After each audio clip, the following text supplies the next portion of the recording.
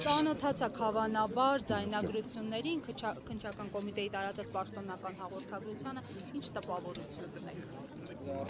Տպավորությունս մեկն է, հերթական կեղծիք, հերթական մանիպուլյացիաներ, հերթական փորձ նվաստեցնել եւ ժողովրդական լեզվով ասած հաղթից գալ բոլոր այն մարդկանցից, ովքեր որ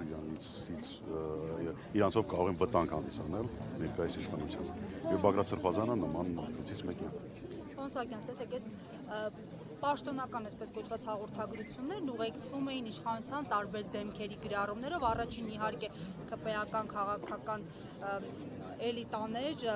Փաշինյանի առաջնորդությամբ տեղադրում էր ձայնագրությունը կից գրառում մեկնաբանություն։ Նաև նշում էր ահաբեկչության փաստի մասին եւ այլն, թե ինչպես է կանխվել այդ եղկելի ծրագիրը։ Ինչ եք կարծում, ինչու հենց այս պահին սա տեղի ունեցավ, արդյոք կա Սամվել Կարապետյանի կալանավորմանն է եւ ինչից է օրինակ Փաշինյանը վախենում ինքնահաստատվելու խնդիր կարծում եմ կա, այն առումով որ արագ հարցը պետքա Թուրքիային ինչ-որ հաջողանալ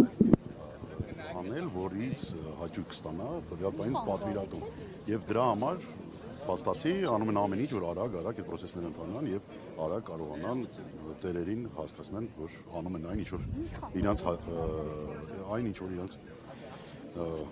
ասվել է արվի։ Պոնսակյան, ինչ եք Չզարմանանք մենք իրանցից պետք չի զարմանալ, մենք պետք է արդեն իմունիտետ ձեռք բերեինք այս 7 տարվա ընթացքում իրանց պահվածքի, լկտիության, բառապաշարը եւ այլն զարմանում են, որ մենք դեռ զարմանում ենք իրենց վրա։ Պոնսակյան, ինչ եք ակնկալում դատարանից։ Ոչինչ, եկել եմ ուղղակի, վստահ եմ, որ լավ վճիռ չի լինելու այսօր, շատ կզարմանամ, եթե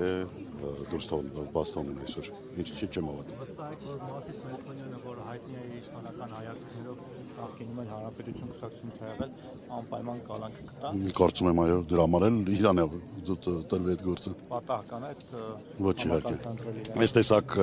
հարցերում պատահականությունը չեն լինում, չեմ հավատում։ Եվ շնորհակալ եմ, պարոն Սահակյան։